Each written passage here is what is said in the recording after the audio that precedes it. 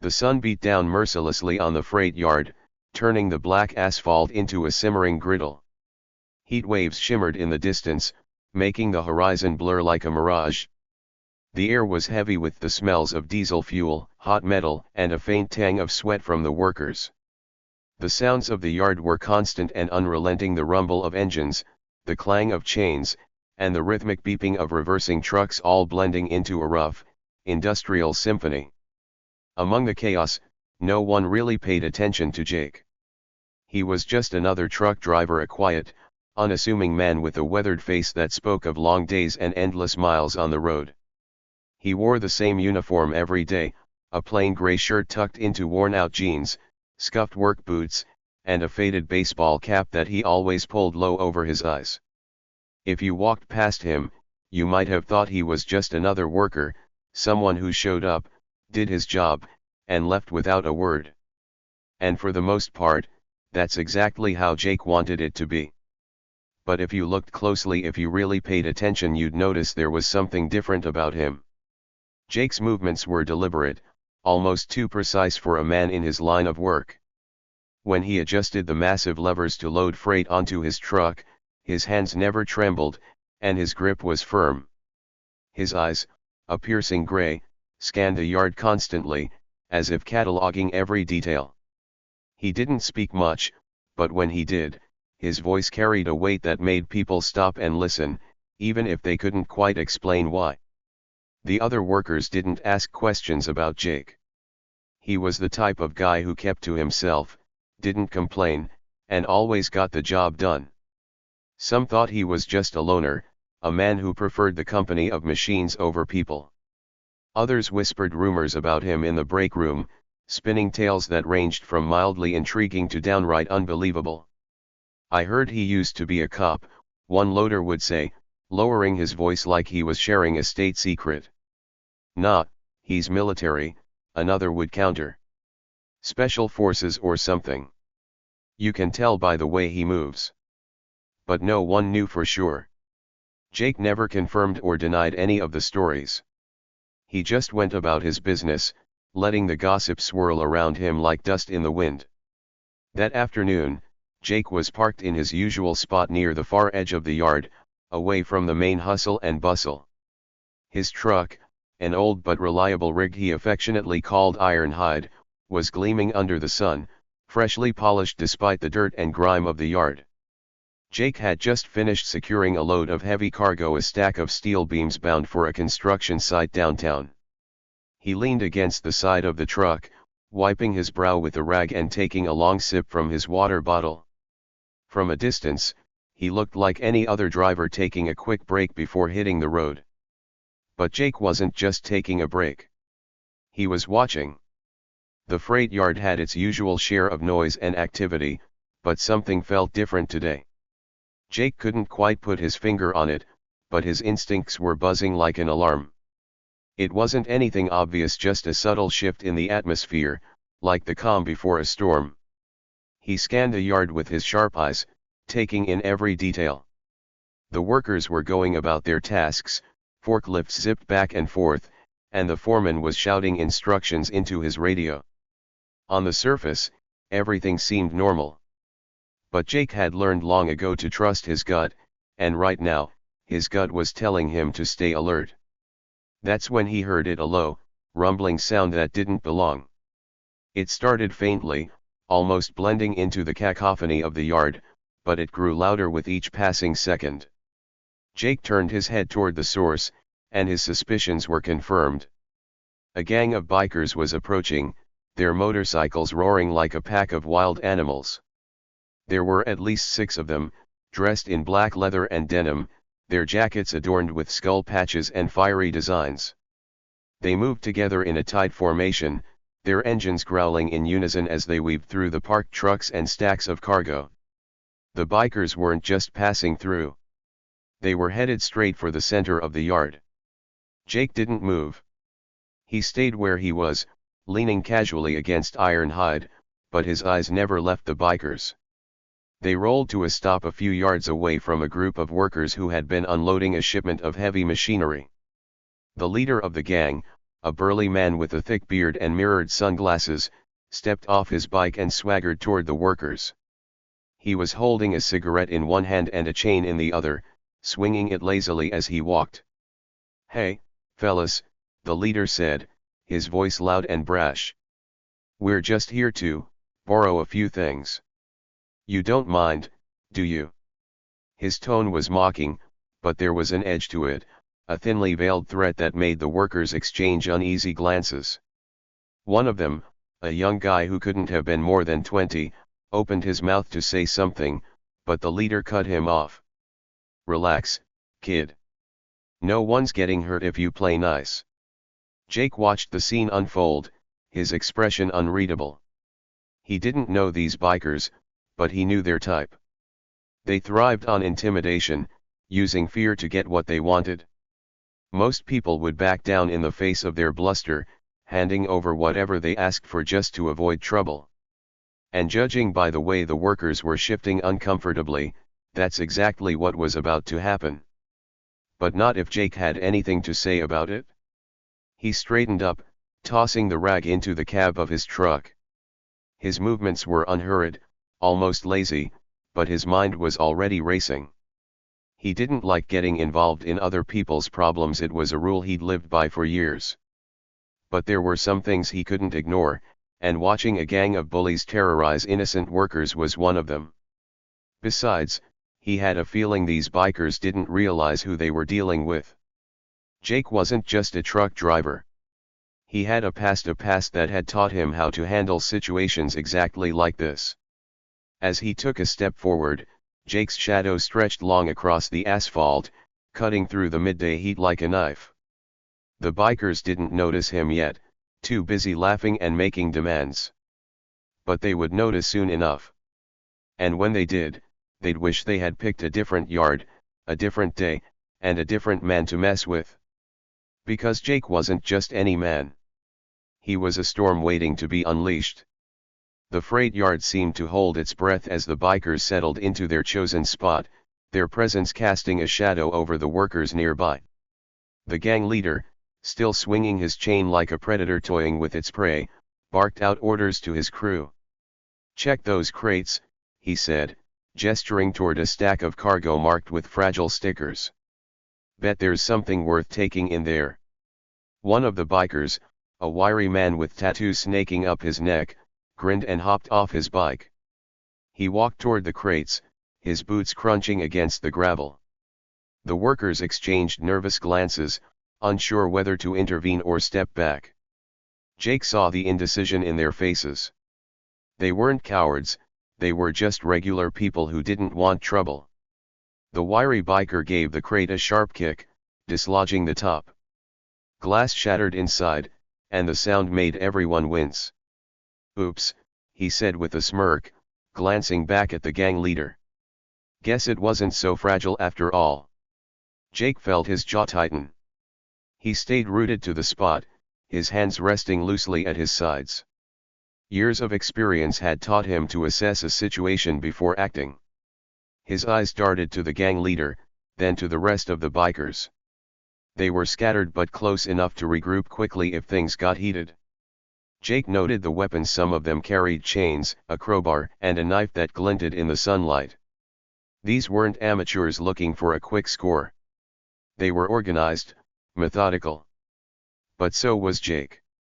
He moved toward the scene slowly, his boots making deliberate, measured steps on the ground.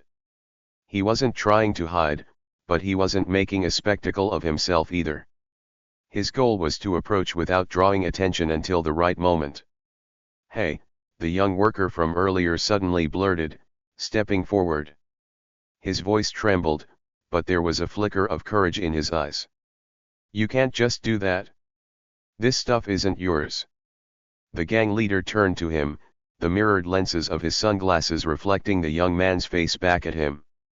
He tilted his head, as if amused by the outburst. "And what are you gonna do about it, kid?" he asked, his voice dripping with mockery. Jake stopped in his tracks, his gaze shifting to the young worker. The kid was brave, but he didn't have a plan. And bravery without a plan could get someone hurt.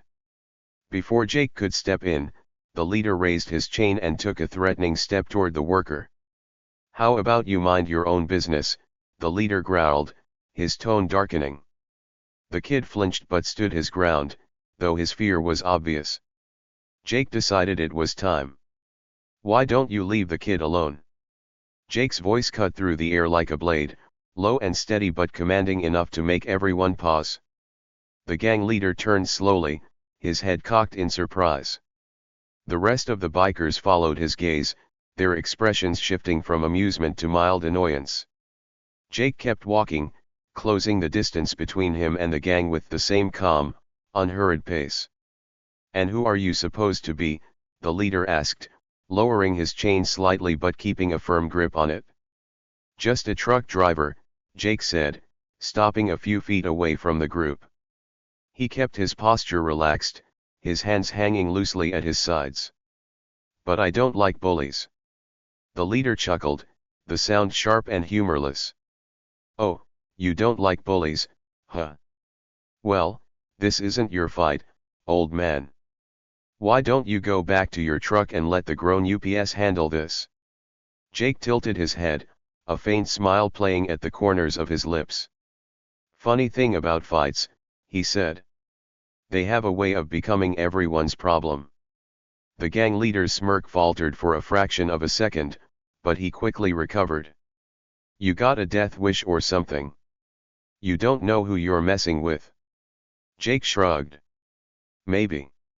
Or maybe you don't know who you're messing with." The leader's expression darkened. He stepped closer, towering over Jake, his chain swinging ominously.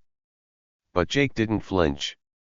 His gaze remained steady, meeting the leader's eyes, or at least the reflection in his sunglasses. The tension in the yard was palpable now. Workers had stopped what they were doing to watch, their tools and cargo forgotten.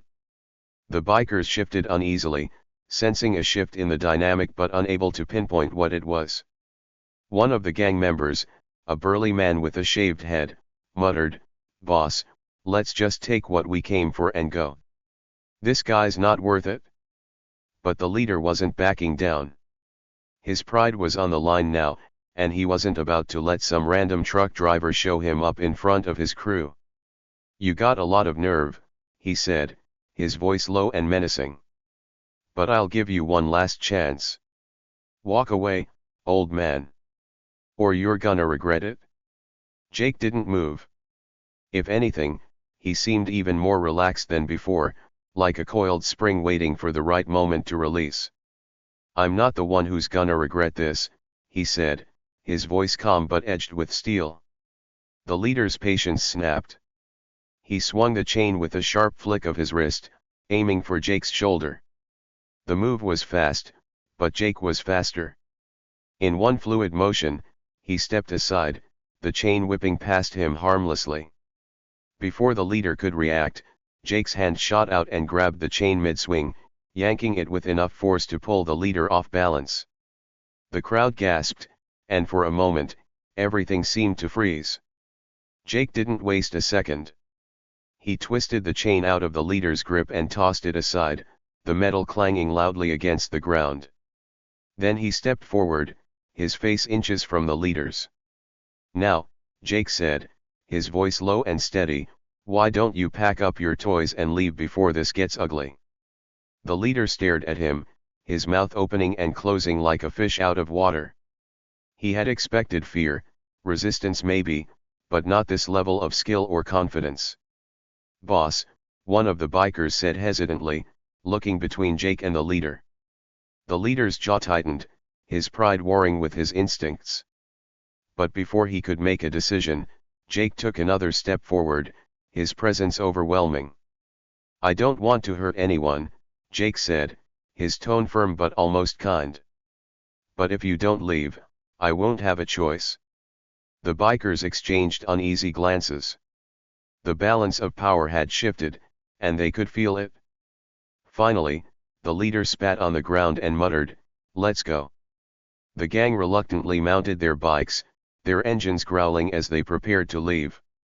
The leader gave Jake one last glare before revving his engine and tearing out of the yard, his crew following close behind. As the noise of the motorcycles faded into the distance, the workers erupted into cheers and applause.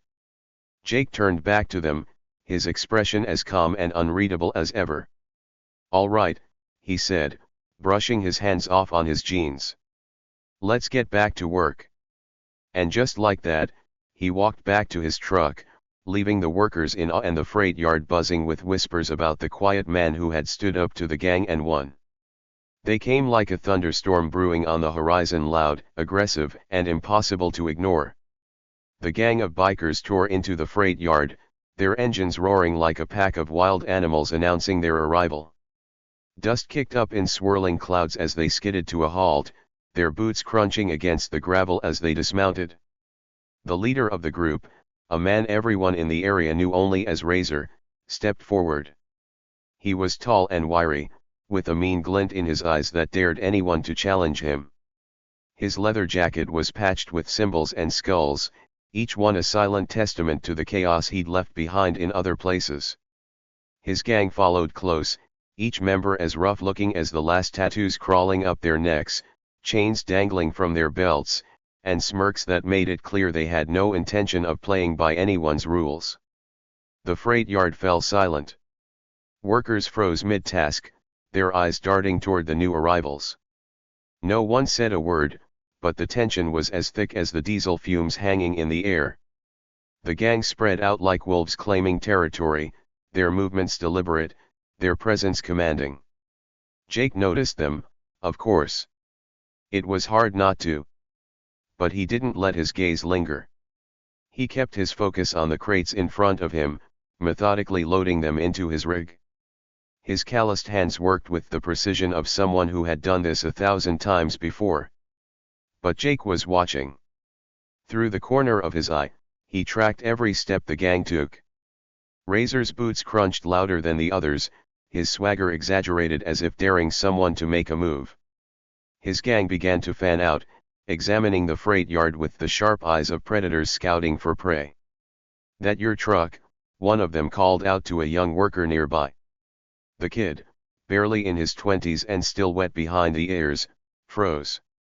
He didn't answer, his hands tightening around the clipboard he was holding. Razor chuckled, low and menacing. "What's the matter, kid? Cat got your tongue?" He stepped closer, his shadow falling over the young man. Jake's eyes flicked toward the scene, but he stayed where he was. He shifted a crate into place with a practiced ease, but his mind was already calculating. The gang wasn't here for small talk. They were here to intimidate, to disrupt, maybe even to take. Jake could see it in the way they moved, in the way their hands lingered too long on the cargo and their eyes darted toward the security cameras as if gauging how much time they had before someone stepped in. One of the bikers, a hulking man with a shaved head and a scar running down his cheek, reached out and knocked over a stack of crates. The sound of wood splintering and metal clanging against the ground echoed through the yard, making everyone jump. "Oops," the man said with a grin, his voice dripping with mockery. "Guess I'm clumsy today." The workers exchanged uneasy glances. No one dared to say anything. Razor's reputation preceded him, and no one wanted to end up on the wrong side of his bad mood. But Jake didn't flinch. He moved on to the next crate, his movements calm and deliberate. "Hey, old man." Razor's voice cut through the air like a whip. Jake paused but didn't look up immediately. "Yeah, you," Razor continued, sauntering toward him. "Why don't you move that hunk of junk you call a truck? You're in our way." Jake straightened slowly, his back stiff from years of hard work but still strong. He turned to face Razor, his expression calm and unreadable. "I'm not in your way," Jake said simply, his voice steady. Razor's smirk faltered for a moment, but he recovered quickly. "You got a smart mouth for someone who looks like he should be retired. Maybe I wasn't clear. Move it. Now." Jake didn't move. He didn't raise his voice. But something shifted in his posture, something subtle yet unmistakable. His shoulders squared just a little more, and his eyes, usually soft and unassuming, seemed to harden. "Work needs to get done," Jake said, his tone calm but firm. "If you're looking for trouble, I suggest you find it somewhere else." The freight yard seemed to hold its breath. The workers stopped pretending to work, their eyes fixed on Jake and Razor. Even the bikers hesitated, glancing at each other as if trying to decide what to make of this quiet, unshakable man. Razor laughed, a harsh, barking sound that didn't quite reach his eyes. "You've got guts, old man. I'll give you that. But guts don't mean squat when you're outnumbered." Jake didn't respond. He just stood there, his hands resting loosely at his sides. His calmness was unnerving, and for the first time, Razor seemed unsure. "Boss," one of the bikers muttered, stepping closer. "Maybe we should just get what we came for and go. This place is crawling with cameras." But Razor wasn't ready to back down. His pride was on the line now, and he wasn't about to let some random truck driver show him up. "You got a death wish, old man," Razor growled, stepping closer. "You don't know who you're messing with." Jake tilted his head slightly, a faint smile playing at the corners of his lips. "Maybe," he said. "Or maybe you don't know who you're messing with." The words hung in the air, heavy with unspoken meaning. Razor's smirk faltered again, just for a split second, but it was enough for Jake to notice. Behind him, the young worker from earlier watched with wide eyes. He had never seen anyone stand up to Razor before, let alone do it without breaking a sweat. "All right," Razor said finally, taking a step back. "You've got some nerve. I'll give you that. But don't think this is over." He turned to his gang, motioning for them to follow. The bikers hesitated, their gazes lingering on Jake as if trying to figure out what made him so unshakable. As they mounted their bikes and roared off into the distance, the tension in the yard began to dissipate. The workers exchanged relieved glances, murmuring among themselves. Jake turned back to his truck and picked up the next crate as if nothing had happened. But those who had witnessed the exchange couldn't shake the feeling that there was more to him than met the eye. And Jake? He knew the bikers would be back. He was ready for it. Jake didn't need to glance at the workers to know what they were thinking. The freight yard wasn't a place where courage got rewarded. People kept their heads down and did their jobs. That was how they survived. Confrontation wasn't just rare, it was unwise. But Jake hadn't survived as long as he had by letting people walk over him, and he wasn't about to start now. The young worker who'd been cornered earlier finally found his voice. He approached Jake cautiously, clipboard still clutched tightly to his chest like a shield. Thanks for that," the kid mumbled, his voice barely above a whisper. "I mean, you didn't have to. Those guys, they're not like the usual trouble we get around here." Jake paused, wiping his hands on a rag. He gave the kid a long look, his expression softening just a fraction. "You don't stand up to bullies, they just keep coming," he said simply, turning back to his work. The kid looked like he wanted to say more, but the words got stuck in his throat. Instead, he nodded and walked off, glancing over his shoulder as if expecting the gang to reappear at any moment. Jake understood the unease. Razor and his crew weren't the kind of people to let things slide. They thrived on control, on making people feel powerless. And Razor didn't just threaten to save face, he followed through. The thought made Jake pause. He leaned against his rig for a moment, staring out at the horizon where the bikers had disappeared. He knew this wasn't the end. Razor's ego wouldn't let him walk away without proving a point. And when he came back, he wouldn't just come for intimidation. He'd come to make an example. The next few days at the freight yard were tense. Word of Jake's confrontation with the gang had spread quickly, whispered from one worker to the next. Some looked at Jake with newfound respect, while others avoided him altogether, as if his defiance had marked him for trouble they wanted no part of. Jake, however, remained unbothered. He showed up on time, kept to his routine, and worked with the same quiet efficiency that had always defined him. But beneath his calm exterior, he was preparing. Late one evening, as the sun dipped low and painted the yard in shades of orange and gold, the rumble of engines broke the peace. This time, the sound wasn't distant. It was right at the gates. Jake didn't need to turn to know who it was. The workers scattered like leaves in a gust of wind, leaving pallets and crates half-finished in their rush to get out of sight. The gang rolled in slowly, their bikes moving in unison like a pack of predators closing in on their prey. Razor led the charge, his expression dark and menacing. This wasn't a casual visit. They weren't here to intimidate, they were here to teach a lesson. Jake stood by his truck, arms crossed over his chest, as the gang came to a stop a few yards away. Razor dismounted, his boots crunching against the gravel as he strode toward Jake with deliberate purpose. The rest of the gang followed, spreading out in a loose semicircle as if preparing for a show. Well, Razor drawled, his voice dripping with mockery. Look who's still here. Guess I didn't make myself clear the last time. Jake didn't respond immediately. He let the silence stretch, the weight of it pressing down on the scene like a storm about to break. Then, finally, he spoke. You're on private property, Jake said evenly, his tone calm but firm. You've got no business here. Razor chuckled, shaking his head. You've got guts, old man. I'll give you that. But guts aren't gonna help you now. One of the bikers, the same one who had knocked over the crates before, stepped forward. You think you're tough or something, he sneered. Because you're about to find out how wrong you are. Jake didn't move. His eyes flicked to the biker, then back to Razor.